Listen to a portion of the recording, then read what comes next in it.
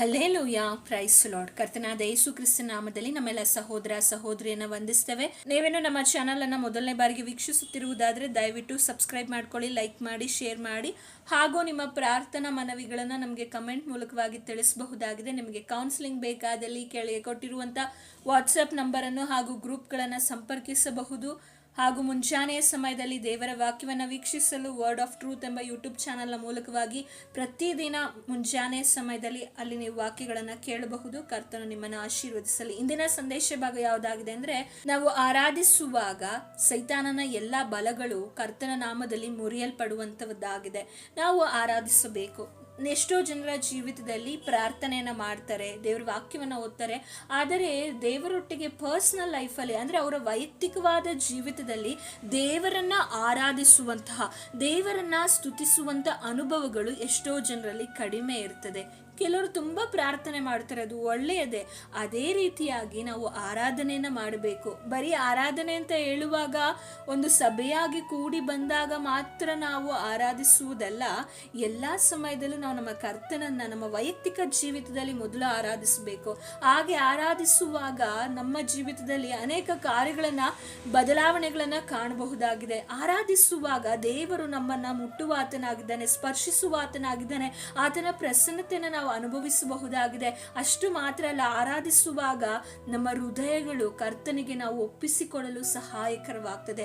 ಆರಾಧಿಸುವಾಗ ನಮಗೆ ಪ್ರಾರ್ಥನೆ ಮಾಡಲಿಕ್ಕೆ ಕೆಲವೊಮ್ಮೆ ಮನಸ್ಸು ಇಲ್ಲದೆ ಇರುವಾಗ, ನಾವು ಆರಾಧನೆ ಮಾಡುವಾಗ, ದೇವರನ್ನ ಸ್ತುತಿಸುವಾಗ ಆ ಆರಾಧನೆ, ಆ ಸ್ತುತಿಯು ನಮಗೆ ಪ್ರಾರ್ಥನೆ ಮಾಡಲು ನಮಗೆ ಪ್ರೇರೇಪಿಸುವಂಥದ್ದಾಗಿದೆ. ಹಾಗಾಗಿ ನಾವು ಆರಾಧಿಸಬೇಕು. ಆರಾಧಿಸುವಾಗ ಸೈತಾನನ ಬಲಗಳು ಮುರಿಯಲ್ಪಡುವಂಥದ್ದಾಗಿದೆ. ಈ ಸಮಯದಲ್ಲಿ ಸಂದೇಶ ಪ್ರಾರಂಭಿಸೋದಕ್ಕಿಂತ ಮುಂಚೆ ಒಂದು ಚಿಕ್ಕ ಪ್ರಾರ್ಥನೆಯನ್ನು ಮಾಡಿಕೊಳ್ಳೋಣ. ಪರಿಶುದ್ಧನಾಗಿರುವ ದೇವರೇ, ನಿಮ್ಮ ನಾಮಕ್ಕೆ ಸ್ತೋತ್ರವಾಗಲಿ. ಕೊಟ್ಟಂತ ಸುಂದರವಾದ ಸಮಯಕ್ಕಾಗಿ ಸ್ತೋತ್ರ. ಈ ಸಂದೇಶವನ್ನು ಹೇಳುವಾಗ, ಮಾತನಾಡುವುದು ನಾನೆಲ್ಲ ಸ್ವಂತ ಬುದ್ಧಿ ಜ್ಞಾನದಿಂದಲ್ಲ, ಪರಿಶುದ್ಧಾತ್ಮನೆ ನೀವು ಮಾತನಾಡಿ ಒಬ್ಬೊಬ್ಬರ ಹೃದಯದಲ್ಲಿ ಕಾರ್ಯ ಮಾಡಬೇಕಾಗಿ ಪ್ರಾರ್ಥಿಸ್ತೇನೆ. ಎಲ್ಲ ನಿಮ್ಮ ಕರದಲ್ಲಿ ಒಪ್ಪಿಸಿಕೊಡ್ತೇವೆ. ನನ್ನ ಮರೆಮಾಚಿ ನೀವು ಪ್ರಕಟವಾಗಬೇಕಾಗಿ ಯೇಸುವಿನ ನಾಮದಲ್ಲಿ ಬೇಡಿಕೊಳ್ತೇನೆ ತಂದೆಯೇ, ಆಮೇನ್ ಆಮೇನ್. ಕೀರ್ತನೆಗಳು 69ನೇ ಅಧ್ಯಾಯ 30-31ನೇ ವಚನದಲ್ಲಿ ಹೀಗೆ ಬರೆಯಲ್ಪಟ್ಟಿದೆ: ನಾನು ಸಂಕೀರ್ತಿಸುತ್ತಾ ದೇವರ ನಾಮವನ್ನು ಕೊಂಡಾಡುವೆನು, ಕೃತಜ್ಞತಾ ಸ್ತುತಿಯಿಂದ ಘನಪಡಿಸುವೆನು. ಇದು ಯೆಹೋವನಿಗೆ ಬಹು ಪ್ರಿಯವಾದದ್ದು. ಯೆಹೋವನಿಗೆ ಬಹು ಪ್ರಿಯವಾದದ್ದು ಯಾವುದು ಎಂದು ಇಲ್ಲಿ ಕೀರ್ತನೆಗಾರನ ಹೇಳ್ತಾ ಇದ್ದಾನೆ ಅಂದರೆ, ಆತನ ನಾಮವನ್ನ ಕೊಂಡಾಡುವಂಥದ್ದು, ಹಾಗೆ ಕೃತಜ್ಞತಾ ಸ್ತುತಿಯಿಂದ ಆತನ ನಾಮವನ್ನ ಘನಪಡಿಸುವಂಥದ್ದು ದೇವರಿಗೆ ಬಹು ಪ್ರಿಯವಾಗಿರುವಂಥ ಕಾರ್ಯವಾಗಿದೆ.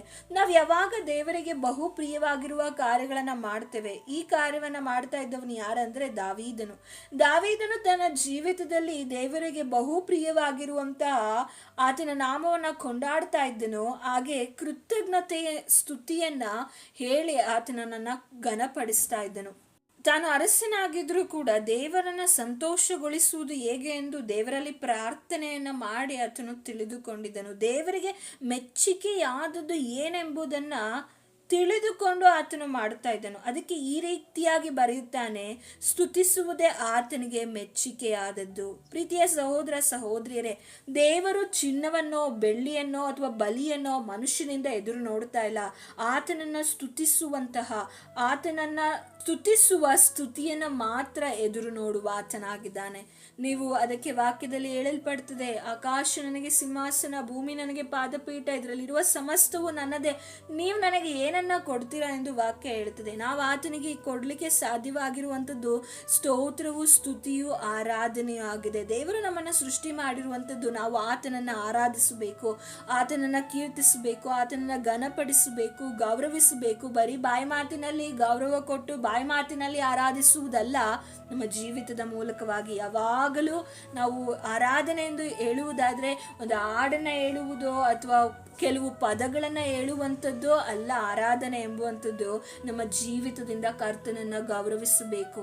ದಾವೀದನ ಜೀವಿತದಿಂದ ದೇವರನ್ನ ಗೌರವಿಸಿದನು, ದಾವೀದನ ಜೀವಿತದಿಂದ ದೇವರನ್ನ ಘನಪಡಿಸಿದನು. ತಾನು ಅರಸನಾಗಿದ್ರೂ ಕೂಡ ಎಲ್ಲಿಯೂ ಹೆಚ್ಚಿಸಿಕೊಳ್ಳದೆ ಎಲ್ಲಾ ಸಮಯದಲ್ಲೂ ಕರ್ತನಿಗೋಸ್ಕರವಾಗಿಯೇ, ಕರ್ತನನ್ನ ಆಶ್ರಯಿಸಿಕೊಂಡವನಾಗಿ ಅವನು ಜೀವಿಸಿದಂಥ ಮನುಷ್ಯನಾಗಿದ್ದನು. ಅದಕ್ಕೆ ದೇವರು ಹೇಳ್ತಾರೆ, ಬಾತ್ಷೆಬಳ ವಿಷಯದಲ್ಲಿ ಬಿಟ್ಟು ಇನ್ನೆಲ್ಲ ವಿಷಯದಲ್ಲಿ ಮಾಡಲು ದಾವೀದನು ದೇವರಿಗೆ ಮೆಚ್ಚುಗೆಯಾದುದನ್ನೇ ಮಾಡ್ತಾನೆ. ನನ್ನ ಮನಸ್ಸಿಗೆ ಒಪ್ಪುವ ಮನುಷ್ಯನು ದಾವೀದನಾಗಿದ್ದಾನೆ ಎಂದು ದೇವರ ಅವನ ವಿಷಯದಲ್ಲಿ ಸಾಕ್ಷಿ ಹೇಳುವುದನ್ನು ನಾವು ನೋಡ್ತೇವೆ. ಆದುದರಿಂದಲೇ ಸೈತಾನನು ದಾವೀದನ ಜೀವಿತದಲ್ಲಿ ಏರ್ಪಡಿಸಿದ ಅನೇಕ ಯುದ್ಧಗಳು, ಅನೇಕ ಕಾರ್ಯಗಳು ಅವನ ಜೀವಿತವನ್ನ ನಾಶಪಡಿಸಬೇಕೆಂದು ಅವನಿಗೆ ವಿರುದ್ಧವಾಗಿ ಸೌಲನೇ ಹೇಳ್ತಾನೆ. ಸೌಲನ ಈಟಿಗಳು ಎಷ್ಟೋ ಸಮಯದಲ್ಲಿ ದಾವೀದನಿಗೆ ಚುಚ್ಚಬೇಕು, ನಾಟಬೇಕು ಎನ್ನುವ ಸಮಯದಲ್ಲಿ ದೇವರು ಅದರಿಂದ ತಪ್ಪಿಸಿದನು. ಹಾಗೆ ದಾವೀದನು ದೇವರನ್ನ ಸ್ತುತಿಸುವಾಗ ಸೌಲನಲ್ಲಿದ್ದಂತ ದುರಾತ್ಮವು ಅವನನ್ನ ಬಿಟ್ಟು ಹೋಗುವುದನ್ನ ನಾವು ನೋಡ್ತೇವೆ. ಅವಾಗೆಲ್ಲ ದಾವೀದನು ಕಿನ್ನರಿ ಬಾರಿಸುತ್ತಾ ದೇವರನ್ನ ಆರಾಧನೆ ಮಾಡ್ತಾ ಇದ್ದನೋ, ಸೌಲನ ಮೇಲೆ ಏನಾದ್ರೂ ದುರಾತ್ಮ ಬಂದ್ರೆ ಆ ದುರಾತ್ಮವು ಅವನನ್ನ ಬಿಟ್ಟು ಹೋಗುವುದನ್ನು ನಾವು ನೋಡ್ತೇವೆ. ಹೋಗುವುದು ಮಾತ್ರ ಅಲ್ಲ, ಅವನು ಉಪಶಮನ ಹೊಂದಿ ಚೆನ್ನಾಗಿ ಆಗ್ತಾನೆ. ಹಾಗಾದ್ರೆ ನಾವು ಕೂಡ ದಾವೀದನು ಆರಾಧಿಸಿದಾಗ ಹೇಗೆ ದುರಾತ್ಮಗಳು ಇಂದ ಸೌಲನ್ನು ಬಿಡುಗಡೆ ಹೊಂದಿದನೋ, ನಾವು ದೇವರನ್ನ ಆರಾಧಿಸುವಾಗ, ಸ್ತುತಿಸುವಾಗ ನಮ್ಮ ಜೀವಿತದಲ್ಲಿ ಸೈತಾನನು ನಮಗೆ ವಿರುದ್ಧವಾಗಿ ಏರ್ಪಡಿಸಿರುವ ಕಾರ್ಯಗಳು ಲಯಪಡಿಸುವ ಆತನಾಗಿದ್ದಾನೆ. ಸ್ತುತಿಗೂ ಆರಾಧನೆಗೂ ಅಷ್ಟು ಶಕ್ತಿ ಇದೆ.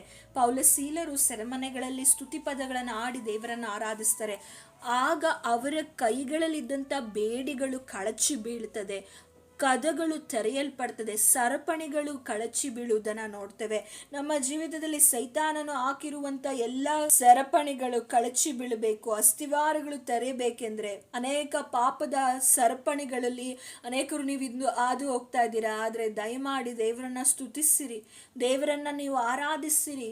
ದೇವರಿಗೆ ಆರಾಧನೆ ಮಾಡಲು ಒಂದು ವೈಯಕ್ತಿಕವಾದ ಒಂದು ಸಮಯನ ಇಟ್ಟುಕೊಂಡು ದೇವರೊಟ್ಟಿಗೆ ನೀವು ವೈಯಕ್ತಿಕವಾಗಿ ಆರಾಧಿಸುವಂತ ಒಂದು ವ್ಯಕ್ತಿಗಳಾಗಿ ನೀವು ಮಾರ್ಪಡುವಾಗ ಸೈತಾನ ನಿಮ್ಮ ಜೀವಿತದಲ್ಲಿ ಏರ್ಪಡಿಸಿರುವಂತ ಎಲ್ಲ ಆಯುಧಗಳು ಮುರಿದು ಬೀಳುವಂತದ್ದಾಗಿದೆ. ದಾವೀದನು ತನ್ನ ಜೀವಿತದಲ್ಲಿ ಯಾವಾಗಲೂ ದೇವರನ್ನ ಆರಾಧಿಸಿದನು. ಸೌಲನು ಇಲ್ಲಿ ಆತ್ಮವು ಅವನು ಆರಾಧಿಸಿದಾಗ, ಕಿನ್ನರಿ ಬಾರಿಸಿದಾಗ ಓಡಿ ಹೋಯ್ತು, ಅವನಿಗೆ ಇಲ್ಲದಂತೆ ಆಯ್ತು. ಅದೇ ರೀತಿಯಾಗಿ ಇದೇ ಸೌಲನು ಮುಂದಿನ ದಿವಸಗಳಲ್ಲಿ ಬರುವಾಗ ಗೋಲಿಯಾತನ ವಿರುದ್ಧವಾಗಿ ದಾವೀದನು ಗೆದ್ದಾಗ ಇವನ ವಿರುದ್ಧವಾಗಿ ಈ ಸೌಲನಿಗೆ ಹೊಟ್ಟೆ ಕಿಚ್ಚು ಉಂಟಾಗಿ ಇವನನ್ನ ಸಾಯಿಸಬೇಕೆಂದು ಅನೇಕ ತಂತ್ರಗಳನ್ನ ಮಾಡ್ತಾನೆ. ಆದರೆ ಈ ಮನುಷ್ಯನು ದಾವೀದನು ದೇವರನ್ನ ಮೆಚ್ಚಿಸುವ ಮನುಷ್ಯನಾಗಿದ್ದು, ದೇವರನ್ನ ಆರಾಧಿಸುವಂತ ಮನುಷ್ಯನಾಗಿದ್ದನು.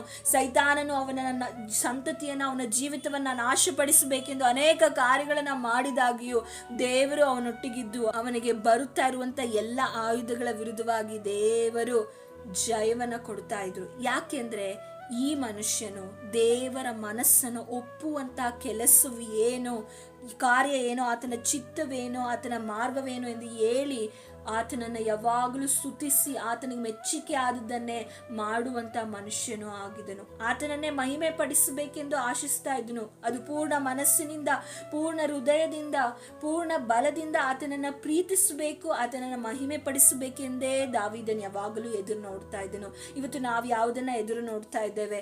ನಾವು ಆರಾಧನೆ ಮಾಡುವಾಗ, ಪ್ರಾರ್ಥನೆಗಳನ್ನು ಮಾಡುವಾಗ, ವಾಕ್ಯಗಳನ್ನು ಓದುವಾಗ ನಮ್ಮ ಗಮನ ಎಲ್ಲಿಯೋ ಇರುತ್ತೆ. ಏನೋ ಸಾಂಪ್ರದಾಯಿಕವಾಗಿ ಮಾಡಬೇಕಲ್ಲ, ಅಥವಾ ಅವರು ಗುರು ಹಿರಿಯರು ಹೇಳ್ತಾರೆ, ತಂದೆ ತಾಯಿಗಳು ಹೇಳ್ತಾರೆ, ಸೇವಕರು ಹೇಳ್ತಾರೆ, ಹೆಂಡತಿ ಹೇಳ್ತಾರೆ, ಗಂಡ ಹೇಳ್ತಾರೆ ಅಂತ ಮಾಡಬೇಕೆಲ್ಲ ಎಂಬುದಾಗಿ ನಾವು ಮಾಡುವುದಲ್ಲ. ದೇವರನ್ನ ಮಹಿಮೆ ಪಡಿಸಬೇಕು, ಆತನಿಗೆ ಗೌರವ ಸಲ್ಲಿಸಬೇಕು. ಗೌರವ ಸಲ್ಲಿಸುವಂಥದ್ದು ಎಂದು ಹೇಳುವಾಗ ಆತನನ್ನ ನೋಡುವಾಗಲೆಲ್ಲ ಬೊಗ್ಗಿ ನಮಸ್ಕರಿಸುವಂಥದ್ದು ಮಾತ್ರ ಗೌರವ ಅಲ್ಲ, ನಮ್ಮ ಜೀವಿತದ ಮೂಲಕವಾಗಿ ಆತನಿಗೆ ಮಹಿಮೆ ಪಡಿಸಬೇಕು, ಆತನಿಗೆ ಗೌರವ ಕೊಡಬೇಕು. ಮಾತು ಕೇಳುವುದರಿಂದಲೇ ನಾವು ಆತನನ್ನು ಘನಪಡಿಸಲಿಕ್ಕೂ ಹಾಗೂ ಗೌರವಿಸಲಿಕ್ಕೂ ಸಾಧ್ಯ. ನಾವು ಮಾತು ಕೇಳದೆ ಏನೆಲ್ಲ ಈ ಸೌಲನು ಹಾಗೆ ಮಾಡಿದ್ದು, ದೇವರ ಮಾತನ್ನ ಕೇಳದೆ ದೇವರ ವಿಷಯದಲ್ಲಿ ಅವಿಧೇಯತೆ ತೋರಿಸಿದ್ದಕ್ಕೆ ದೇವರ ಆತ್ಮ ಅವನಿಗೆ ಬಿಟ್ಟು ಹೋಗಿ ದೇವರಿಂದ ಕಳಿಸಲ್ಪಟ್ಟಂತ ದುರಾತ್ಮವೇ ಅವನನ್ನ ಕಾಡಿರುವುದನ್ನ ನಾವು ಸತ್ಯವೇದದಲ್ಲಿ 16ನೇ ಅಧ್ಯಾಯದಲ್ಲಿ ನಾವು ಓದಲ್ಪಡ್ತೇವೆ. ನೀವು ಆ ವಚನವನ್ನು ಓದುವಾಗ ನಿಮ್ಗೆ ಅರ್ಥವಾಗ್ತದೆ. ಅವನ ಅವಿಧೇಯತ್ವ, ಅವನು ಮಾತು ಕೇಳದೆ ಇರೋ ಕಾರಣಕ್ಕೆ ಅವನ ಜೀವಿತದಲ್ಲಿ ದೇವರಿಂದ ಸ್ವಲ್ಪವಾಗಿ ದೂರ ಬಂದು ನಂತರ ತನ್ನ ಅಮೂಲ್ಯವಾದ ಜೀವಿತವನ್ನ ಕಳಕೊಳ್ತಾನೆ. ಆದ್ರೆ ದಾವೀದನು ಆಗಲ್ಲ. ಯಾವಾಗಲೂ ತಾನು ಅರಸನಾಗಿದ್ದಾಗಿಯೂ ದೇವರನ್ನ ಆರಾಧಿಸ್ತಾ ಇದ್ದನು, ತಾನು ಕುರುಬನಾಗಿದ್ದಾಗಲೂ ದೇವರನ್ನ ಆರಾಧಿಸ್ತಾ ಇದ್ದನು, ತಾನು ಕಾಡಿನಲ್ಲಿರುವಾಗಲೂ ದೇವರನ್ನು ಆರಾಧಿಸ್ತಾ ಇದ್ದಾನೆ. ಅರಣ್ಯ ಗುಡ್ಡ ಪ್ರದೇಶಗಳಲ್ಲಿ ಒಬ್ಬೊಂಟಿಗನಾಗಿರುವಾಗಲೂ, ಎಲ್ಲರಿಂದ ಕೈ ಬಿಡಲ್ಪಟ್ಟು ತನ್ನ ಮಗನೇ ತನ್ನ ವಿರುದ್ಧವಾಗಿ ಎದ್ದಾಗಲೂ ದೇವರನ್ನು ಆರಾಧಿಸ್ತಾ ಇದ್ದನು. ನಾವೀಗ ಆರಾಧನೆ ಮಾಡ್ತಾ ಇದ್ದೇವಾ? ಪ್ರಾರ್ಥನೆ ಮಾಡ್ತಾ ಇದ್ದೇವಾ? ನಮಗೆ ಇರುವಂತಹ ಪರಿಸ್ಥಿತಿಗಳನ್ನ ನೋಡಿಕೊಂಡೇ ನಾವು ಕೂತ್ಕೊಂಡಿರ್ತೇವೆ ಹೊರತು ದಾವೀದನ ಹಾಗೆ ಯಾವಾಗಲೂ ಆರಾಧಿಸುವಂತ ಮನಸ್ಸು ನಮ್ಮದಾಗಬೇಕು. ಆಗಲೇ ಸೈತಾನನಿಗೆ ಸೋಲುಂಟಾಗುವುದು. ನಾವು ಯಾವಾಗ ಸೋತು ಹೋಗ್ತೇವೋ ಆಗ ಸೈತಾನನು ಸ್ವಲ್ಪವೇ ಜಯವನ್ನ ಹೊಂದಲಿಕ್ಕೆ ಸ್ಟಾರ್ಟ್ ಮಾಡ್ತಾ ಇರ್ತಾನೆ. ನಮ್ಮ ಮೇಲೆ ಅನೇಕ ಆಲೋಚನೆಗಳನ್ನ ತಂದು ನಮ್ಮಲ್ಲಿ ಬೇಡವಾದ ಕಾರ್ಯಗಳನ್ನು ಉಂಟು ಮಾಡಿ ದೇವರಿಂದ ಸ್ವಲ್ಪವೇ ನಮಗೆ ಗ್ಯಾಪ್ ಅನ್ನ, ಡಿಸ್ಟೆನ್ಸ್ ಅನ್ನ, ಸ್ಪೇಸ್ ಅನ್ನ ಕ್ರಿಯೇಟ್ ಮಾಡ್ತಾ ಇರ್ತಾನೆ. ಇದನ್ನ ನಾವು ಚೆನ್ನಾಗಿ ಅರ್ಥ ಮಾಡಿಕೊಳ್ಬೇಕು. ಆದ್ರೆ ದಾವೀದನು ಇದನ್ನು ಚೆನ್ನಾಗಿ ಅರ್ಥ ಮಾಡಿಕೊಂಡು ಎಲ್ಲಾ ಪರಿಸ್ಥಿತಿಗಳಲ್ಲಿ ತಾನು ಅರಸನಾಗಿದ್ದಾಗ್ಯೂ ನಾನೊಂದು ದೊಡ್ಡ ಸ್ಥಾನದಲ್ಲಿದ್ದೇನೆ ಎಂದು ಅವನು ಎಂದಿಗೂ ಕೊಚ್ಚಿಕೊಳ್ಳಿಲ್ಲ. ದೇವರನ್ನು ಆರಾಧಿಸುವಾಗ ತನ್ನನ್ನು ಮರೆತು ಅವನು ಆರಾಧನೆ ಮಾಡುವುದನ್ನು ನಾವು ನೋಡ್ತೇವೆ. ತನ್ನ ವಿರುದ್ಧವಾಗಿ ಅನೇಕ ಕಾರ್ಯಗಳು ಬಂದಾಗಿಯೂ ಕೂಡ ಅವನು ಗುಹೆಗಳಲ್ಲಿ, ಅರಣ್ಯಗಳಲ್ಲಿ ಒಬ್ಬೊಂಟಿಗನಾಗಿರುವಾಗಲೂ ದೇವರನ್ನ ಆರಾಧಿಸಿದನು. ಯಾಕೆಂದ್ರೆ ನಮ್ಮ ದೇವರು ಸ್ತುತಿಗಳ ಮಧ್ಯದಲ್ಲಿ ವಾಸ ಮಾಡುವ ಆತನಾಗಿದ್ದಾನೆ. ಪರಲೋಕದಲ್ಲಿ ದೇವದೂತರು ಆತನನ್ನ ಎಡಬಿಡದೆ ಸದಾಕಾಲ ಸ್ತುತಿಸ್ತಾ ಇರ್ತಾರೆ. ಆ ರೀತಿಯಾಗಿ ನಾವು ಕೂಡ ಸ್ತುತಿ ಮಾಡಬೇಕು. ಸ್ತುತಿಗಳ ಮಧ್ಯದಲ್ಲಿ ವಾಸ ಮಾಡುವ ಆತನು ನಮ್ಮ ಮನೆಯಲ್ಲಿ ವಾಸಿಸಬೇಕಾದ್ರೆ ನಾವು ಸಹ ಆತನನ್ನ ಎಡಬಿಡದೆ ಸ್ತುತಿಯನ್ನ, ಆರಾಧನೆಯನ್ನ ಮಾಡಬೇಕಲ್ಲವೇ ಸಹೋದರ ಸಹೋದರಿಯರೇ? ದಾವೀದನು ದೇವರನ್ನ ಸ್ತುತಿಸುವುದು ಎಷ್ಟು ಮಹತ್ತರವಾದುದೆಂದು ತಿಳಿದ ನಂತರ ದೇವರ ಬಳಿ ಒಂದು ಅರಿಕೆಯನ್ನ ಮಾಡುತ್ತಾನೆ. ನಾನು ಯೆಹೋವನನ್ನು ಎಡಬಿಡದೆ ಕೊಂಡಾಡುವೆನು. ಎಡಬಿಡದೆ ಯಾವಾಗಲೂ ನನಗೆ ಮನಸ್ಸಿಗೆ ಬಂದಾಗಲ್ಲ, ನನಗೆ ಜಯ ಸಿಕ್ಕಿದಾಗಲ್ಲ, ನನ್ನ ಸೋಲಿನಲ್ಲಿ, ನೋವಿನಲ್ಲಿ, ಕಷ್ಟದಲ್ಲಿ ಮಾತ್ರ ಅಲ್ಲ, ಅಥವಾ ನಾನು ಸಂತೋಷವಾಗಿರುವಾಗ ಮಾತ್ರ ಅಲ್ಲ, ಎಡಬಿಡದೆ ಎಲ್ಲ ಸಮಯದಲ್ಲೂ ಕೊಂಡಾಡ್ತೇನೆ. ಆತನ ಸ್ತೋತ್ರವು ಯಾವಾಗಲೂ ನನ್ನ ಬಾಯಲ್ಲಿ ಇರುವುದು. ಆತನ ಸ್ತೋತ್ರ ನಮ್ಮ ಬಾಯಲ್ಲಿ ಇರುವಾಗ ಶತ್ರುವನ್ನ ಸುಲಭವಾಗಿ ಸೋಲಿಸಲಿಕ್ಕೆ ಸಾಧ್ಯ ಆಗುತ್ತೆ. ಆತನ ಸ್ತೋತ್ರ ನಮ್ಮ ಬಾಯಲ್ಲಿ ಇಲ್ಲದೆ ಇರುವಾಗ ಶತ್ರುವಿನ ಕಾರ್ಯಗಳು ನಮ್ಮ ಜೀವಿತದಲ್ಲಿ ಜಯವನ್ನ ಹೊಂದಲಿಕ್ಕೆ ನಾವೇ ಏನ್ ಮಾಡ್ತಾ ಇರ್ತೇವೆ? ಅವಕಾಶಗಳನ್ನ ಮಾಡಿಕೊಡುವವರಾಗಿದ್ದೇವೆ. ನಾವು ಉದಾಹರಣೆಯಾಗಿ ನೋಡುವುದಾದ್ರೆ ಎರಿಕೋ ಕೋಟೆಯನ್ನು ನಾಶ ಮಾಡುವುದಕ್ಕೆ ದೇವರು ಇಟ್ಟಂತ ಆಯುಧವೇ ಸ್ತುತಿಯಾಗಿದೆ. ಇದನ್ನ ಚೆನ್ನಾಗಿ ನೆನಪಿನಲ್ಲಿಟ್ಕೊಳ್ಳಿ. ನಿಮ್ಮ ಕುಟುಂಬಕ್ಕೆ ವಿರುದ್ಧವಾಗಿ, ನಿಮಗೆ ವಿರುದ್ಧವಾಗಿ ಏರ್ಪಡಿಸಿರುವಂತ ಎಲ್ಲ ಎರಿಕೋ ಕೋಟೆಗಳು, ಇಸ್ರಾಯೇಲರಿಗೆ ದೇವರು ವಾಗ್ದಾನ ಮಾಡಿದ ದೇಶವನ್ನ ಆಕ್ರಮಿಸಿಕೊಳ್ಳಿಕ್ಕೆ, ಸ್ವಾಸ್ಥ್ಯಪಡಿಸಿಕೊಳ್ಳಿಕ್ಕೆ ಅವರ ಎದುರಾಗಿ ಎರಿಕೋ ಕೋಟೆ ಅವರ ಮುಂದಿತ್ತು. ಇವತ್ತು ನಿಮ್ಮ ಜೀವಿತದಲ್ಲಿ ದೇವರು ಕೊಟ್ಟಿರುವ ವಾಗ್ದಾನವನ್ನ ಸ್ವಾಸ್ಥ್ಯ ಮಾಡಿಕೊಳ್ಳಲು, ಸ್ವತಂತ್ರಿಸಿಕೊಳ್ಳಲು ನಿಮ್ಮ ವಿರುದ್ಧವಾಗಿ ಎದುರಾಗಿ ನಿಂತಿರುವ ಎರಿಕೋ ಕೋಟೆ ಅದು ಯಾವುದೇ ಆಗಿರಬಹುದು, ಅದನ್ನ ನೀವು ಮುರಿದು ನಿಮಗೆ ದೇವರಿಟ್ಟಿರುವ ಆ ಆಶೀರ್ವಾದವನ್ನ, ಆ ವಾಗ್ದಾನವನ್ನ ಸ್ವತಂತ್ರಿಸಿಕೊಳ್ಳಬೇಕಂದ್ರೆ ನೀವು ಕೂಡ ಎರಿಕೋ ಗೋಡೆಯನ್ನ ನಾಶ ಮಾಡಬೇಕು. ಅದಕ್ಕೆ ದೇವರು ಇಟ್ಟಿರುವಂತಹ ಆಯುಧ ಯಾವುದಂದ್ರೆ ಸ್ತುತಿಯಾಗಿದೆ, ಆರಾಧನೆ ಆಗಿದೆ. 1938-39 ಒಂದು ವರ್ಷದಲ್ಲಿ ಎರಿಕೋವಿನ ಗೋಡೆಯನ್ನು ಅಗಿದು ಶೋಧಿಸಿದಂತಹ ಡಾಕ್ಟರ್ ಜಾನ್ ಎನ್ನುವರು ಎರಿಕೋವಿನಲ್ಲಿ 2 ಕೋಟೆಗಳಿವೆ. ಮೊದಲನೆಯದು 6 ಅಡಿ ಅಗಲ, ಎರಡನೇದು 12 ಅಡಿ ಅಗಲ ಇತ್ತು. ಹಾಗಾದ್ರೆ ಆ ಕೋಟೆಗಳು ಎಷ್ಟು ಉದ್ದವಾಗಿ ಬಲವಾಗಿ ಇದ್ದಿರಬಹುದು ಎಂದು ಯೋಚನೆ ಮಾಡಿ ಒಮ್ಮೆ ನೋಡಿರಿ. ಆ ದಿನಗಳಲ್ಲಿ ಇಸ್ರಾಯೇಲರು ಅವುಗಳನ್ನು ಬೀಳಿಸಲು ದೊಡ್ಡ ದೊಡ್ಡ ಗುಂಡುಗಳನ್ನಾಗಲಿ ಅಥವಾ ಆಯುಧಗಳನ್ನಾಗಲಿ ಶಸ್ತ್ರಗಳನ್ನಾಗಲಿ ಉಪಯೋಗಿಸಲಿಲ್ಲ. ಅವರು ಪೂರ್ಣ ಹೃದಯದಿಂದ, ಪೂರ್ಣ ಬಲದಿಂದ ದೇವರನ್ನ ಸ್ತುತಿಸುವಾಗ, ದೇವರನ್ನ ಆರಾಧಿಸಿದಾಗ ಕರ್ತನ ಪ್ರಸನ್ನತೆ ಅಲ್ಲಿ ಇಳಿದು ಆ ಗೋಡೆಯನ್ನ ನಾಶ ಮಾಡಿತು. ನೋಡಿ, ನಾವು ನೋಡ್ತೇವೆ, 1ನೆಯ ಕೋಟೆ 6 ಅಡಿ ಅಗಲ, ಇನ್ನೊಂದು ಕೋಟೆ 12 ಅಡಿ ಅಗಲ. ಇದನ್ನ ಎಷ್ಟು ಪ್ರಬಲವಾಗಿ ಇದ್ರೂ ಕೂಡ ಅವರು ತಮ್ಮ ಶಸ್ತ್ರಗಳನ್ನ ಬಳಸದೆ, ತಮ್ಮ ಜ್ಞಾನವನ್ನ ಬಳಸಲಿಲ್ಲ. ದೇವರ ಪ್ರಸನ್ನತೆ ಅವರು ಸ್ತುತಿಸುವಾಗ, ಅವರು ಅಲ್ಲಿ ಸುತ್ತಿ ಆರಾಧಿಸಿದಾಗ ದೇವರ ಪ್ರಸನ್ನತೆ ಬಂದು ಆ ಕೋಟೆಗಳನ್ನ ಏನ್ ಮಾಡಿತು? ನಾಶ ಮಾಡಿತು. ಅದೇ ರೀತಿಯಾಗಿ ನಿಮ್ಮ ಜೀವಿತದಲ್ಲೂ ಎರಿಕೋವಿನಂತ ಎಷ್ಟೇ ಗಟ್ಟಿಯಾದ ಗೋಡೆಗಳಿರ್ಬೋದು, ಅದು ಅಗಲ ಆಗಿರಬಹುದು, ತುಂಬಾ ವರ್ಷಗಳಾಗಿರ್ಬಹುದು, ತುಂಬಾ ಎತ್ತರವಾಗಿ ಬೆಳೆದು ನಿಂತಿರಬಹುದು, ಆದರೆ ಆ ಕೋಟೆಯನ್ನ ಕೆಡವಿ ಹಾಕ್ಲಿಕ್ಕೆ ಸೈತಾನನು ನಿಮ್ಮ ಜೀವಿತದಲ್ಲಿ ಕಟ್ಟಿದ ಎರಿಕೋ ಕೋಟೆಯನ್ನ ಕೆಡವಿ ಹಾಕಬೇಕಂದ್ರೆ ನಿಮಗೆ ಸ್ತುತಿ ಎಂಬ ಆಯುಧವು ಅವಶ್ಯವಾಗಿದೆ. ಸ್ತುತಿ ಎಂಬ ಆಯುಧ ನಿಮ್ಮ ಜೀವಿತದಲ್ಲಿ ಇರುವಾಗ ಮಾತ್ರವೇ ಆ ಕರ್ತನ ಪ್ರಸನ್ನತೆ ಎಲ್ಲಿ ಬರ್ತದೋ ಅಲ್ಲಿ ದುರಾತ್ಮ ನಡುಗುವಂಥದ್ದಾಗಿದೆ. ನಿಮಗೆ ಮಾಟ ಮಂತ್ರವಾಗಿರ್ಬೋದು, ಅನಾರೋಗ್ಯವಾಗಿರ್ಬೋದು, ಯಾವಾಗಲೂ ಸ್ತುತಿಸಿರಿ. ನಿಮ್ಮ ಬಾಯಲ್ಲಿ ಸ್ತುತಿ ಇರಬೇಕು, ನಿಮ್ಮ ಬಾಯಲ್ಲಿ ಸ್ತೋತ್ರವಿರಬೇಕು. ನಿಮ್ಮ ಜೀವಿತದಲ್ಲಿ ದೇವರನ್ನ ಘನಪಡಿಸಬೇಕು, ದೇವರನ್ನ ಆರಾಧಿಸುವಂತ ಜೀವಿತ ನಿಮ್ಮ ಜೀವಿತವಾಗಬೇಕು. ಹೆಸರಿಗೆ ಮಾತ್ರ ಯೇಸುವನ್ನ ನಂಬಿದ್ದೇನೆ ಎಂದು ಹೆಸರಿನ ಕ್ರೈಸ್ತರಾಗಿ ಜೀವಿಸಬೇಡಿ, ಭಾನುವಾರ ಕ್ರೈಸ್ತರಾಗಿ ಜೀವಿಸಬೇಡಿ. ನಿಮ್ಮ ಜೀವಿತವನ್ನ ದೇವರಿಗೆ ಒಪ್ಪಿಸಿಕೊಡುವವರಾಗಬೇಕು. ನಾವು ಯಾವಾಗ ಸ್ತುತಿಸ್ತೇವೋ, ಹೇಗೆ ಸ್ತುತಿಯು ಶತ್ರುವಿನ ಕೋಟೆಯನ್ನ, ಎರಿಕೋ ಕೋಟೆಯನ್ನ ಬೀಳಿಸಿತೋ, ಅದೇ ರೀತಿಯಾಗಿ ನಮ್ಮ ಜೀವಿತದಲ್ಲಿ ಶತ್ರು ಏರ್ಪಡಿಸಿರೋ ಕೋಟೆ ಬೀಳಬೇಕು. ದೇವರ ಪ್ರಸನ್ನತೆ ಆ ಕೋಟೆ ಮೇಲೆ ಬಿದ್ದು ಅದನ್ನು ನಾಶಪಡಿಸಬೇಕೆಂದ್ರೆ ನಾವು ಸ್ತುತಿಸಬೇಕು. ಹೇಗೆ ಸ್ತುತಿಸಬೇಕು, ಹೇಗೆ ಆರಾಧಿಸಬೇಕು? ಪರಿಶುದ್ಧತೆ ಎಂಬ ಭೂಷಣದೊಡನೆ ಆರಾಧಿಸಬೇಕು. ಹೇಗೇಗೋ ಜೀವಿಸಿ ನನಗಿಷ್ಟ ಬಂದ ಹಾಗೆ ನಾನು ಜೀವಿಸ್ಕೊಂಡು ದೇವರನ್ನ ಆರಾಧಿಸ್ತೇನೆ, ಸ್ತುತಿಸ್ತೇನೆ ಅಂದರೆ ಎರಿಕೋ ಕೋಟೆ ಬಿದ್ದು ಹೋಗಲ್ಲ. ಯಾಕೆಂದ್ರೆ ನಮ್ಮ ಶತ್ರುವಿಗೆ ನಮ್ಮ ಬಲಹೀನತೆಗಳು ಗೊತ್ತಾಗುವಾಗ ಶತ್ರುವನ್ನ ಸೋಲಿಸ್ಲಿಕ್ಕೆ ಸಾಧ್ಯ ಇಲ್ಲ. ಶತ್ರುವಿಗೆ ನಮ್ಮಲ್ಲಿ ಯಾವ ಬಲಹೀನತೆಗಳು ಕಾಣದೇ ಇರುವಾಗ, ಯಾವ ಕುಂದುಗಳು ಅಥವಾ ಯಾವುದೇ ಒಂದು ವೀಕ್ನೆಸ್ ಇಲ್ಲದೆ ಇರುವಾಗ ಅವನನ್ನು ಸುಲಭವಾಗಿ ಸೋಲಿಸಲು ಸಾಧ್ಯ ಆಗೋದಿಲ್ಲ. ಈಗ 2 ಗುಂಪುಗಳಲ್ಲಿ ವೀಕ್ನೆಸ್ ಗೊತ್ತಿರೋರನ್ನ ಸುಲಭವಾಗಿ ಸೋಲಿಸಬಹುದು. ಯಾವ ವಿಷಯದಲ್ಲಿ ಅವರು ವೀಕ್ ಆಗಿದ್ದಾರೆ, ಯಾವ ವಿಷಯದಲ್ಲಿ ಅವರು ಬಲಹೀನರಾಗಿದ್ದಾರೆ ಎಂದು ಎದುರುಗಡೆ ಇರುವ ಶತ್ರುಗೆ ಗೊತ್ತಾದರೆ ಸುಲಭವಾಗಿ ಸೋಲಿಸಿ ಬಿಡ್ತಾರೆ. ಅದೇ ಅವನ ಒಂದು ಬಲಹೀನತೆ ಗೊತ್ತಿಲ್ಲದೆ ಇರುವಾಗ ಅವನನ್ನು ಸೋಲಿಸಲಿಕ್ಕೆ ಸಾಧ್ಯ ಇಲ್ಲ. ಸೈತಾನನಿಗೆ ಸಂಬಂಧಪಟ್ಟ ವಿಷಯಗಳು ನಮ್ಮಲ್ಲಿರುವಾಗ ನಮ್ಮನ್ನು ಸುಲಭವಾಗಿ ಅವನು ಜಯಿಸಿ ಬಿಡ್ತಾನೆ. ಆದರೆ ಅವನಿಗೆ ಸಂಬಂಧಪಟ್ಟ ಯಾವ ಕಾರ್ಯವೂ ನಮ್ಮಲ್ಲಿ ಇರದೆ ನಾವು ದೇವರನ್ನ ಸ್ತುತಿಸುವಾಗ ಅವನ ಕಾರ್ಯಗಳೆಲ್ಲ ಕರ್ತನ ನಾಮದಿಂದ ಲಯವಾಗುವಂಥದ್ದಾಗಿದೆ. ದೇವರ ಪ್ರಸನ್ನತೆ ಇಳಿದು ಬರುವಾಗ ನಮ್ಮನ್ನ ಮೊದಲನೇದಾಗಿ ಪರಿಶುದ್ಧಪಡಿಸ್ತದೆ. ನಾವು ಸ್ತುತಿಸುವಾಗ ಎರಿಕೋ ಗೋಡೆ ಬೀಳೋದು ಮಾತ್ರ ಅಲ್ಲ, ನಮ್ಮ ವಿರುದ್ಧವಾಗಿ ಇರುವಂತಹ ಎಲ್ಲ ಯೋಜನೆಗಳು ಬೀಳೋದು ಮಾತ್ರ ಅಲ್ಲ, ನಮ್ಮನ್ನ ಶುದ್ಧಿ ಮಾಡುವಂಥದ್ದಾಗಿದೆ. ಪರಲೋಕದಿಂದ ಬರುವ ಆ ಪ್ರಸನ್ನತೆ, ದೇವ ಪ್ರಸನ್ನತೆ ನಮ್ಮಲ್ಲಿ ಬರುವಾಗ ನಮ್ಮಲ್ಲಿರುವ ಪಾಪಗಳು, ನಮ್ಮಲ್ಲಿರುವ ಅಶುದ್ಧತೆಗಳು, ನಮ್ಮಲ್ಲಿರುವಂಥ ಕಾರ್ಯಗಳನ್ನು ಶುದ್ಧಿಪಡಿಸಿ ನಮ್ಮನ್ನು ನೂತನ ವ್ಯಕ್ತಿಯನ್ನಾಗಿ ಮಾರ್ಪಡಿಸುವಂಥದ್ದಾಗಿದೆ ದೇವರ ಪ್ರಸನ್ನತೆ. ದೇವರ ಪ್ರಸನ್ನತೆಯು ನಮಗೆ ಅಡಗು ತಾಣವಾಗಿದೆ. ನಮ್ಮ ಜೀವಿತದಲ್ಲಿ ಎಲ್ಲವೂ ಆತನ ಪ್ರಸನ್ನತೆ ಆಗಿರಬೇಕು. ಆತನ ಪ್ರಸನ್ನತೆ ನಮ್ಮ ಜೀವಿತದಲ್ಲಿ ಇರುವಾಗ ನಮಗೆ ಯಾವುದೇ ವಿಧವಾದಂತಹ ಎಕ್ಸ್ಟರ್ನಲ್ ಆಗಿರುವಂತಹ ಅಪಿಯರೆನ್ಸಿಗೋಸ್ಕರ, ಅಂದರೆ ನಾವು ಸುಂದರವಾಗಿ ಕಾಣಬೇಕು ಎಂಬ ಎಕ್ಸ್ಟರ್ನಲ್ ಆಗಿ ನಮ್ಮನ್ನು ನಾವು ಸುಂದರವಾಗಿ ತೋರಿಸಿಕೊಳ್ಳಬೇಕು, ಹೀಗೆ ಇರಬೇಕು, ಹಾಗೆ ಮಾಡಬೇಕೆಂಬ ಯಾವ ವಿಧವಾದಂತಹ ಕಾರ್ಯವನ್ನು ಮಾಡುವ ಅವಶ್ಯಕತೆ ಇಲ್ಲ. ಕರ್ತನ ಪ್ರಸನ್ನತೆಯು ನಮ್ಮ ಜೀವಿತದಲ್ಲಿ ಒಂದು ಕಳೆಯನ್ನು ಉಂಟು ಮಾಡುವಂಥದ್ದಾಗಿದೆ. ಮೋಶೆಯ ಮುಖದಲ್ಲಿ ಆ ಕಳೆಯನ್ನು ನೋಡಲಿಕ್ಕೆ ಸಾಧ್ಯವಾಗುತ್ತೆ. ದೇವರ ಸಮ್ಮುಖದಲ್ಲಿ ಅವನು ತನ್ನ ಸಮಯವನ್ನು ಕಳೆಯುವಾಗ ಅವನ ಮುಖವು ಹೇಗಿತ್ತಂದರೆ ಪ್ರಕಾಶಮಾನವಾಗಿತ್ತು. ಯೇಸುವಿನ ಮುಖವು ಕೂಡ ಪ್ರಕಾಶಮಾನವಾಗ್ತದೆ. ಅದನ್ನು ನೋಡಲಿಕ್ಕೆ ಆಗದೆ ಪೇತ್ರನು, ಯೋಹಾನರು ಏನು ಮಾಡ್ತಾರೆ? ಕೆಳಗೆ ಕುಸಿದು ಬೀಳ್ತಾರೆ. ಹಾಗಾದರೆ ದೇವರ ಪ್ರಸನ್ನತೆ ನಮ್ಮ ಜೀವಿತದಲ್ಲಿ ಬರುವಾಗ ಬರೀ ಎರಿಕೋ ಕೋಟೆಯನ್ನು ಮಾತ್ರ ಕೆಡುವಂಥದ್ದಲ್ಲ, ಶತ್ರುವಿನ ಕಾರ್ಯ ಲಯ ಮಾಡುವಂಥದ್ದಲ್ಲ, ನಮ್ಮನ್ನು ಸರಿಪಡಿಸುವಂಥದ್ದಾಗಿದೆ.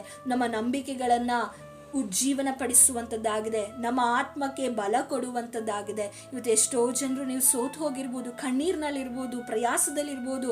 ನನಗೆ ಪ್ರಾರ್ಥನೆನೇ ಮಾಡ್ಲಿಕ್ಕೆ ಆಗ್ತಾ ಇಲ್ಲ, ನಾನು ಹೇಗೆ ಜೀವಿಸಲಿ, ನಾನು ದೇವರಿಂದ ದೂರವಾಗಿದ್ದೇನೆ, ಈ ಪಾಪದಿಂದ ನನಗೆ ಬಿಡುಗಡೆ ಹೊಂದಲಿಕ್ಕೆ ಆಗ್ತಾ ಇಲ್ಲ, ನಾನು ಏನು ಮಾಡಲಿ, ನನಗೆ ಸಹಾಯಕರು ಯಾರಿಲ್ಲ, ಯಾರ ಬಳಿ ಹೇಳಿಕೊಂಡರೂ ಎಲ್ಲಿ ನನ್ನ ವಿರುದ್ಧವಾಗಿ ಆಡಿಕೊಳ್ತಾರೋ ಅಥವಾ ನನ್ನ ವಿರುದ್ಧವಾಗಿ ಮಾತನಾಡ್ತಾರೋ, ನನ್ನ ಬಗ್ಗೆ ತಪ್ಪಾಗಿ ತಿಳ್ಕೊಳ್ತಾರೋ ಎಂದು ನೀವು ಮನಸ್ಸಿನಲ್ಲಿ ಆಲೋಚನೆ ಮಾಡ್ತಾ ಇರ್ಬೋದು.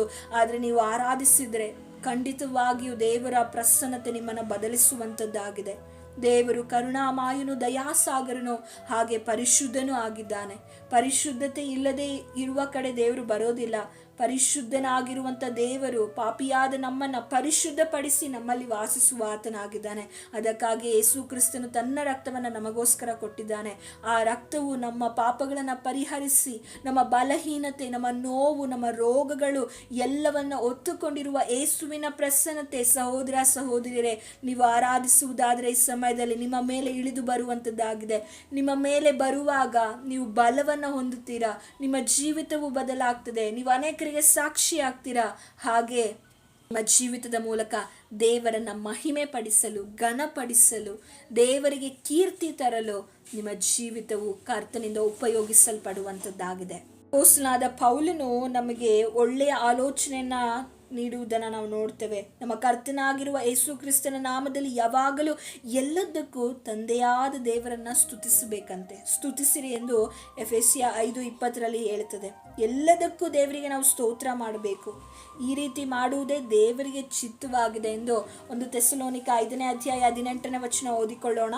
ಎಲ್ಲದರಲ್ಲಿಯೂ ಕೃತಜ್ಞತಾ ಸ್ತುತಿ ಮಾಡಿರಿ, ಇದೇ ನಿಮ್ಮ ವಿಷಯವಾಗಿ ಕ್ರಿಸ್ತ ಯೇಸುವಿನಲ್ಲಿ ತೋರಿ ಬಂದ ದೇವರ ಚಿತ್ತ. ದೇವರ ಚಿತ್ತ ಏನು ಎಂದು ಅನೇಕರು ಕೇಳ್ತಾ ಇರ್ತಾರೆ. ದೇವರ ಚಿತ್ತ ಏನಂದ್ರೆ ಎಲ್ಲದರಲ್ಲೂ ನಿಮಗೆ ನಷ್ಟವಾಗಲಿ, ಪ್ರಯಾಸವಾಗಲಿ, ದುಃಖವಾಗಲಿ, ನೋವಾಗಲಿ, ಕಣ್ಣೀರಾಗಲಿ, ಯಾವ ಸಮಯದಲ್ಲಾದರೂ ಕೂಡ ನೀವು ದೇವರಿಗೆ ಕೃತಜ್ಞತಾ ಸ್ತುತಿ ಸಲ್ಲಿಸಬೇಕು, ಸ್ತೋತ್ರ ಸಲ್ಲಿಸಬೇಕು, ಆತನನ್ನು ಆರಾಧಿಸಬೇಕು. ಆಗ ನೋಡಿ, ಸ್ತುತಿಸುವ ನಿಮ್ಮ ಜೀವಿತ ಇದ್ದಾಗೆ ಇರೋದಿಲ್ಲ, ಅದು ಬದಲಾವಣೆ ಹೊಂದುವಂಥದ್ದಾಗಿದೆ. ನಳ ಜೀವಿತದಲ್ಲಿ ಸಾಮುವೇಲನಿಗೋಸ್ಕರ ಕಣ್ಣೀರಿಟ್ಟು ದೇವಾಲಯಕ್ಕೆ ಹೋಗಿ ಪ್ರಾರ್ಥನೆನ ಮಾಡಿದಳು. ಆಕೆ ದೇವಾಲಯಕ್ಕೆ ಹೋಗಿ ಪ್ರಾರ್ಥನೆನ ಮಾಡಿದ ನಂತರ ಅರಿಕೆ ಮಾಡಿ, ದೇವರೊಟ್ಟಿಗೆ ಒಡಂಬಡಿಕೆ ಮಾಡಿಕೊಂಡು ಪ್ರಾರ್ಥನೆ ಮಾಡಿ ಸಾಮುವೇಲನ ಪಡೆದುಕೊಂಡು, ಸಾಮುವೇಲನು ಹುಟ್ಟಿದ ನಂತರ ದೇವರಿಗೆ ಏನು ಮಾಡ್ತಾ ಇದ್ದಾಳೆ? ಅನ್ನಳು ದೇವರನ್ನ ಕೊಂಡಾಡ್ತಾ ಇದ್ದಾಳೆ. ಅವಳ ಹೃದಯ ಕೊಂಡಾಡ್ತಾ ಇದೆ, ದೇವರನ್ನ ಸ್ತುತಿಸ್ತಾ ಇದೆ. ಆದ್ದರಿಂದ ನೋಡಿ, ಆಕೆಯ ಜೀವಿತದಲ್ಲಿ ಮತ್ತೆ ಸಾಮುವೇಲನು ಮಾತ್ರ ಅಲ್ಲ, ದೇವರು 3 ಗಂಡು ಮಕ್ಕಳನ್ನ 2 ಹೆಣ್ಣು ಮಕ್ಕಳನ್ನ ಸಾಮುವೇಲನ ನಂತರ ಅವಳಿಗೆ ಕೊಟ್ಟು ಆಶೀರ್ವದಿಸ್ತಾರೆ. ದೇವರು ಎಂದಿಗೂ ನಮಗೆ ಅನ್ಯಾಯ ಮಾಡುವವನಲ್ಲ, ನಮ್ಮನ್ನ ಮರೆತು ಹೋಗುವವನಲ್ಲ. ನಾವು ಕಷ್ಟದಲ್ಲಿರುವಾಗಲೂ, ಕಣ್ಣೀರಲ್ಲಿರುವಾಗಲೂ, ಪ್ರಯಾಸದಲ್ಲಿರುವಾಗಲೂ, ಎಲ್ಲ ಸಮಯದಲ್ಲೂ ದೇವರು ನಮ್ಮನ್ನು ನೆನಪಿಸಿಕೊಳ್ತಾರೆ. ನಮ್ಮನ್ನೆಂದಿಗೂ ಮರೆತು ಹೋಗದೆ ಕಾಪಾಡುವ ದೇವರು. ಆದರೆ ಮರೆಯುವವರು ನಾವುಗಳಾಗಿದ್ದೇವೆ. ಆತನನ್ನು ಸ್ತುತಿಸುವುದನ್ನು ನಿಲ್ಲಿಸ್ತೇವೆ, ಆರಾಧಿಸುವುದನ್ನು ನಿಲ್ಲಿಸ್ತೇವೆ. ಸ್ವಲ್ಪ ಏನಾದರೂ ಜೀವಿತದಲ್ಲಿ ಹೆಚ್ಚು ಕಡಿಮೆ ಆಗುವಾಗ ನಾವೇನು ಮಾಡ್ತೇವೆ? ದೇವರಿಂದ ಡಿಸ್ಟೆನ್ಸ್ ಮೇಂಟೈನ್ ಮಾಡಲಿಕ್ಕೆ ಪ್ರಾರಂಭಿಸ್ತೇವೆ, ದೇವರಿಂದ ದೂರವಾಗ್ತಾ ಇರ್ತೇವೆ.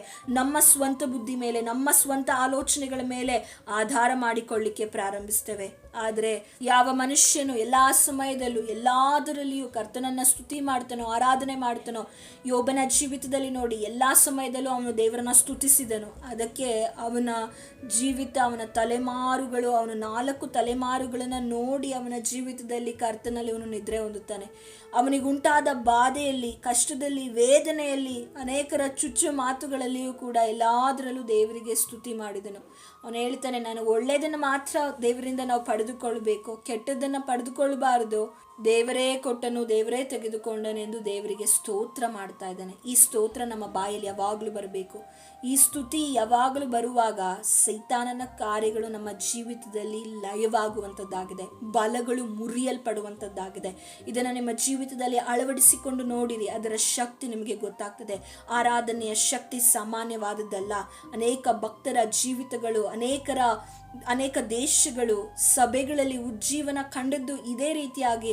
ಈಗಿನ ರೀತಿಯಾದ ಆರಾಧನೆಗಳೆಲ್ಲ ಪರಿಶುದ್ಧತೆಯ ಆರಾಧನೆಗೆ ಅದಕ್ಕೆ ಆದಂತ ಗಾಂಭೀರ್ಯತೆ ಇದೆ. ಆರಾಧನೆ ಎಂದು ನೋಡುವುದಾದ್ರೆ ಪರಿಶುದ್ಧತೆ ಇಲ್ಲದೆ, ಭಕ್ತಿ ಇಲ್ಲದೆ, ಮಾತುಗಳನ್ನ ಕೇಳದೆ, ದೇವರನ್ನ ಮಾತುಗಳನ್ನ ಕೇಳದೆ, ನೀವೆಷ್ಟೇ ಲೈಟಿಂಗ್ಸ್ ಹಾಕೊಂಡು, ನೀವೆಷ್ಟೇ ಕೂಗಾಡಿ ಕಿರ್ಚಾಡಿದ್ರು, ಆತನ ಪ್ರಸನ್ನತೆ ಇಲ್ಲದೆ ನೀವೇನನ್ನು ಕೂಡ ಮಾಡಲಿಕ್ಕೆ ಸಾಧ್ಯ ಇಲ್ಲ. ಆತನ ಪ್ರಸನ್ನತೆ ಬರಬೇಕಂದ್ರೆ ಆ ಸ್ಥಳ ಪರಿಶುದ್ಧವಾಗಿರಬೇಕು.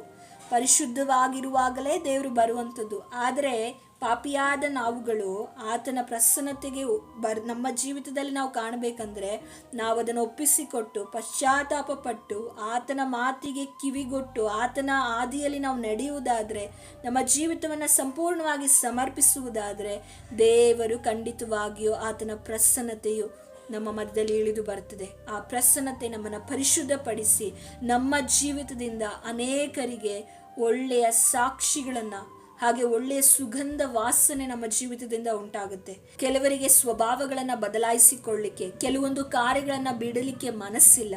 ನೀವು ಕೆಲವೊಂದು ಕಾರ್ಯಗಳನ್ನು ಬಿಡದೆ ದೇವರ ಪ್ರಸನ್ನತೆಯನ್ನ, ದೇವರ ಆ ಮಹಿಮೆಯನ್ನ ನಿಮ್ಮ ಜೀವಿತದಲ್ಲಿ ಕಾಣಲಿಕ್ಕೆ ಸಾಧ್ಯ ಇಲ್ಲ. ಅದಕ್ಕೆ ದೇವರು ಇಸ್ರಾಯೇಲ್ಗೆ ಸ್ಟ್ರಿಕ್ಟ್ ಆಗಿ ಹೇಳ್ತಾರೆ, ನಾನು ನಾಳೆ ನಿಮ್ಮ ಮಧ್ಯದಲ್ಲಿ ನಾನು ಹೋಗ್ತೇನೆ, ನಿಮ್ಮ ಪಾಳೆಗಳೆಲ್ಲ ನೀವೆಲ್ಲರೂ ಕೂಡ ಶುದ್ಧರಾಗಿರಬೇಕು ಎಂದು ದೇವರು ಇಸ್ರಾಯೇಲರಿಗೆ ಹೇಳ್ತಾರೆ. ನಮ್ಮ ದೇವರು ಪರಿಶುದ್ಧನಾಗಿದ್ದಾನೆ, ಭಯಂಕರನು, ದಹಿಸುವ ಅಗ್ನಿ. ಅದೇ ರೀತಿಯಾಗಿ ಕರುಣಾಮಯನು, ಕೃಪಾಳುವ ಆಗಿದ್ದಾನೆ. ಆದ ಕಾರಣ ಆ ಕೃಪಾಳುವಾಗಿರುವ ಯೇಸುವಿನ ಮುಂದೆ ಕೃಪಾಸನದ ಮುಂದೆ ನಮ್ಮನ್ನು ನಾವು ತಗ್ಗಿಸಿಕೊಳ್ಳುವುದಾದರೆ, ನಮ್ಮನ್ನು ನಾವು ಒಪ್ಪಿಸಿಕೊಡುವುದಾದರೆ, ಖಂಡಿತವಾಗಿಯೂ ನಮ್ಮ ಮೇಲೆ ಕರುಣಿಸಿ ನಮ್ಮ ಪಾಪಗಳನ್ನು ಪರಿಹರಿಸಿ ನಮ್ಮ ಮೇಲೆ ಆತನ ಪ್ರಸನ್ನತೆ ಇಳಿದು ಬರುವಾಗ ಸೈತಾನ ನಮ್ಮ ಜೀವಿತದಲ್ಲಿ ಇಟ್ಟಿರುವ ಎಲ್ಲ ಕಾರ್ಯಗಳನ್ನು ಲಯಪಡಿಸಿ ನಮ್ಮನ್ನು ಆಶೀರ್ವದಿಸುವ ಆತನಾಗಿದ್ದಾನೆ. ದೇವರು ಈ ವಾಕ್ಯದ ಮೂಲಕ ನಿಮ್ಮನ್ನು ಆಶೀರ್ವದಿಸಲಿ. ದೇವರಿಗೆ ಒಪ್ಪಿಸಿಕೊಡಿರಿ. ನಾವು ಪ್ರಾರ್ಥಿಸೋಣ. ಪರಿಶುದ್ಧನಾಗಿರುವ ದೇವರೇ, ನಿಮ್ಮ ನಾಮಕ್ಕೆ ಸ್ತೋತ್ರವಾಗಲಿ. ಕೊಟ್ಟ ಸುಂದರವಾದ ಸಮಯಕ್ಕಾಗಿ ಸ್ತೋತ್ರ.